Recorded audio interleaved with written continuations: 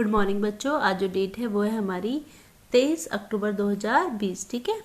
और ये कक्षा 7 का जो सामाजिक विज्ञान है उसका जो विषय इतिहास है उसकी वर्कशीट नंबर 3 है। ठीक है। इससे पहले हम भूगोल के विषय में पढ़ रहे थे और इस वीडियो में हम इतिहास के बारे में विचार करेंगे, इतिहास के बारे में पढ़ेंगे।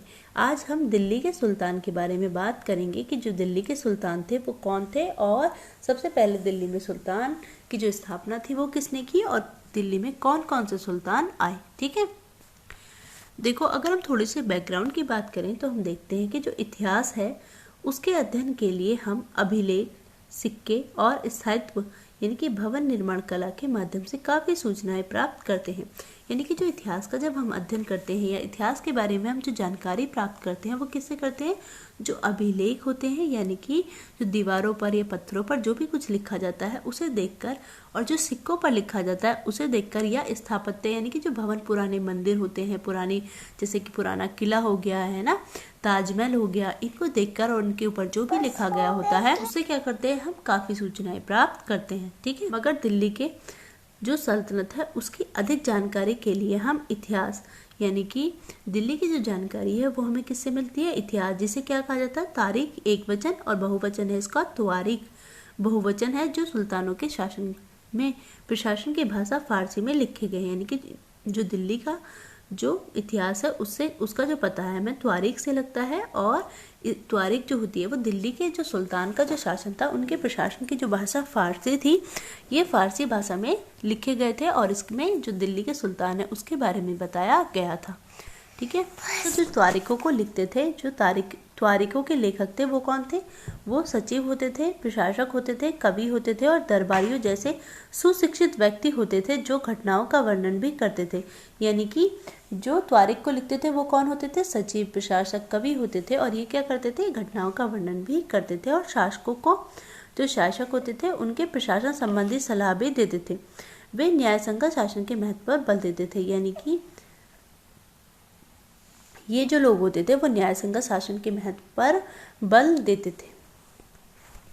अगर हम आगे बात करें तो आगे देखते हैं कि जो त्वारीख है उसके जो लेखक हैं वो नगरों में, यानी कि जो त्वारीख को लिखते थे यानी कि जो इतिहास को लिखते थे उसके जो लेखक होते थे वो नगरों में, विशेषकर दिल्ली में रहते थे। यानी कि इन्हें लिखने वाले जो लोग थे वो कहाँ पर रहते थे? वो दिल्ली में रहते थे। गाँव में शायद ही कोई रहता होगा। ठीक है। यानी कि दिल्ली के सल्तनत के बारे में लिखना है तो जहाँ पर जिनके बारे में लिखना है वो लोग वहीं पर रहते थे। वे अक्सर अपने इतिहास सुल्तानों के, ये जो लोग होते थे जो इतिहास को लिखते थे, ये अक्सर अपने इतिहास सुल्तानों के लिए ढेर सारे इनाम इकराम पाने की आशा में लिखा करते थे। यानी कि सुल्तानों से इन्हें इनाम मिल सके, इसीलिए ये लोग क्या करते थे? ये लोग लिखते थे। ठीक है। ये लेखक अक्सर शासकों को जन्म सिद्ध अधिकार और लिंग भेदभाव पर आधारित आदर्श समाज व्यवस्था बनाए रखने की सलाह देते थे। और ये जो विचार होते थे इससे क्या होता था? इससे जो लोग थे वो सहमत भी नहीं होते थे। यानी कि ये जो कार्य करते थे वो किस लिए कार्य करते थे? ताकि शासकों से अच्छा इनाम मिल सके और वाहवाही मिल सके। और ये लोग अधिकतर शासकों के, जो शासक के राजा होता था उसके अनुसार कार्य करते थे। ठीक है। देखो यहाँ पर क्या दिया गया है, यहाँ पर दिल्ली के शासक दिए गए हैं और जिसमें सबसे पहले जो दिल्ली पर शासन किया वो किसने किया? यानी कि दिल्ली के जो राजा थे या शासक थे वो दिए गए हैं। सबसे पहले जो दिल्ली पर शासन किया वो किसने किया? राजपूत वंश ने किया है। यानी कि सबसे पहले दिल्ली पर शासन राजपूत वंश ने किया और राजपूत वंश में भी किसने किया? तोमरों ने किया। और तोमर ने आरंभिक 12वीं शताब्दी में यानी कि 1165 में शासन किया। और तोमर में सबसे पहले जो राजा था वो कौन था? वो था अनंगपाल। अनंगपाल ने शासन किस समय से किस समय तक किया? 1130 से लेकर 1145 तक किया। ठीक है। उसके बाद चौहान आए। चौहानों ने कब से कब तक किया? 1165 से लेकर 1192 तक किया। उसके बाद चौहान आए। पृथ्वीराज चौहान ने 1175 से लेकर 1192 तक शासन किया। और चौहान के बाद कौन आता है? प्रारंभिक तुर्की शासक आते हैं जिन्होंने 1206 से लेकर 1290 तक किया। इसमें कौन आता है? इसमें कुतुबुद्दीन ऐबक आते हैं, शमसुद्दीन इल्तुतमिश आते हैं, रजिया आती है, गयासुद्दीन बलबन आते हैं। और प्रारंभिक तुर्की शासक के बाद कौन सा वंश आया? तुर्की शासक के बाद खिलजी वंश आया। खिलजी वंश में जो महत्वपूर्ण शासक थे वो कौन थे? एक था जलालुद्दीन खिलजी, एक था अलाउद्दीन खिलजी। ठीक है, अलाउद्दीन खिलजी के बारे में जो पद्मावती मूवी है वो आपने देखी होगी, और उसमें अलाउद्दीन खिलजी के बारे में बताया गया है। और खिलजी वंश के बाद तुगलक वंश आया। तुगलक वंश में कौन कौन से महत्वपूर्ण शासक थे? वो थे गयासुद्दीन तुगलक, मोहम्मद तुगलक, फिरोज शाह तुगलक। और तुगलक वंश के बाद सैयद आया, जिसमें महत्वपूर्ण कौन था? खिज्र का। उसके बाद लोदी वंश आया, इसमें था बहलोल लोदी सबसे महत्वपूर्ण शासक था। ठीक है, ये शासक थे। आप एक बार इन्हें देख लीजिएगा और आपको एक दो बार पढ़ोगे तो आपको याद हो जाएंगे। अब देखो यहाँ पर दिया गया है कि सबसे पहले तोमर राजपूत के काल में दिल्ली तोमर साम्राज्य की राजधानी बनी। यानी कि सबसे पहले दिल्ली पर किसने शासन किया? तोमर राजपूतों ने शासन किया।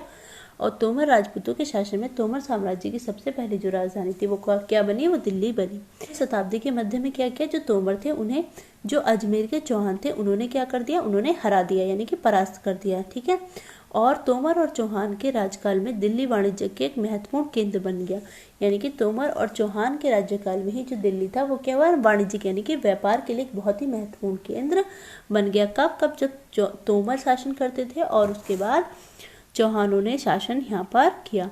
अब क्या हुआ कि इस शहर में, यानी कि जो दिल्ली शहर है, इस शहर में बहुत सारे समृद्धशाली जैन व्यापारी रहते थे। यानी कि यहाँ पर कौन रहता था? यहाँ पर बहुत सारे जैन जो व्यापारी थे वो रहते थे, जिन्होंने अनेक मंदिरों का निर्माण करवाया। यानी कि जो दिल्ली में जैन व्यापारी थे इन्होंने बहुत सारे मंदिर बनवाए।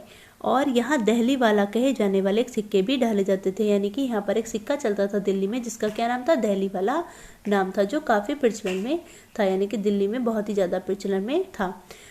13वीं शताब्दी के आरंभ में दिल्ली सल्तनत की स्थापना हुई और इसके साथ ही दिल्ली एक ऐसी राजधानी में बदल गई जिसका नियंत्रण इस उपमहाद्वीप के बड़े क्षेत्र पर फैल गया था।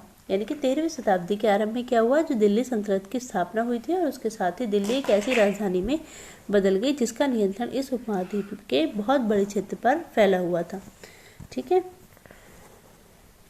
यानी कि धीरे धीरे दिल्ली का क्या हुआ? दिल्ली का विकास होने लगा। अब इसके प्रश्न उत्तर देख लेते हैं। अगर हम इसके प्रश्न पहले की बात करें तो इसका प्रश्न पहला है कि इतिहास के अध्ययन के लिए कौन कौन से स्रोत हमारी सहायता करते हैं? तो कौन कौन से स्रोत हमारी सहायता करते हैं? सबसे पहला है हमारा अभिलेख, सिक्के और स्थापत्य कला, यानी कि भवन निर्माण कला। ये जो होते हैं ये क्या करते हैं? हमारे जो इतिहास की जानकारी है उसे जुटाने में महत्वपूर्ण भूमिका निभाते हैं। अगर प्रश्न नंबर 2 की बात करें तो प्रश्न नंबर 2 है कि त्वारिख का अध्ययन किस प्रकार हमारे लिए उपयोगी हो सकता है? अगर हम त्वारिख की बात करें तो त्वारिखों का जो अध्ययन है, त्वारिख के द्वारा क्या लिखा जाता था? त्वारिख जो होता था वो जो सुल्तान थे उनके शासकों में प्रशासन की भाषा जो थी फारसी में लिखे जाते थे। यानी कि त्वारिखों से हमें जो सुल्तान होते थे उनके प्रशासन के बारे में जानकारी मिलती थी। ठीक है, और अगर प्रश्न नंबर 3 देखें तो प्रश्न नंबर 3 है कि त्वारिखों के अध्ययन की सीमाओं का वर्णन कीजिए। देखिए, जो अगर हम त्वारिखों के अध्ययन की सीमाओं की बात करें तो जो त्वारिख लिखने वाले जो लोग होते थे वो क्या करते थे? वो राजाओं के जो होते थे चमचे टाइप होते थे और राजाओं के प्रसाद तक अपने पद पर बने रहते थे। इसीलिए जो वो लोग हमेशा राजाओं की बड़ाई करते थे ताकि उन्हें राजाओं से पुरस्कार मिल सके, और इसीलिए जो तारीख में लिखी गई हर बात जो है वो सत्य नहीं हो सकती। ठीक है, अगर प्रश्न नंबर 4 की बात करें तो प्रश्न नंबर 4 है कि पता लगाइए कि दिल्ली में स्थित कुतुब मीनार, यानी कि जो दिल्ली में कुतुब मीनार है उसका जो निर्माण है वो किन किन शासकों का योगदान है। कुतुब मीनार के संबंध में अन्य जानकारी एकत्रित की। अगर मैं बात करूं कि दिल्ली में जो कुतुब मीनार है उसके स्थापना की बात करूं तो वो जो दिल्ली में प्रारंभिक तुर्की शासक था उसमें जो कुतुबुद्दीन ऐबक था उसने उसकी जो थी नींव डलवाई थी, और उसके बाद जो इल्तुतमिश था उसने उसे पूरा करवाया था। ठीक है, इतना मैंने आपको बता दिया, और इसके बारे में जो महत्वपूर्ण जानकारी है वो आप महत्वपूर्ण जानकारी अपने आप जुटाकर इस प्रश्न में जोड़ोगे। ठीक है, आज की वीडियो हमारी यहीं तक थी, और आज हमने दिल्ली के सुल्तान के बारे में पढ़ा, और इससे हम एक एक सल्तनत को आगे हम पढ़ेंगे विस्तार पूर्वक। ठीक है, और प्लीज़ चैनल को सब्सक्राइब कर लीजिएगा, और जो बेल बटन होता है उसे दबा दीजिएगा, लाइक कर दीजिएगा। अगर कोई क्वेश्चन हो तो प्लीज़ आप कमेंट बॉक्स में पूछ सकते हैं। Thank you so much for watching this.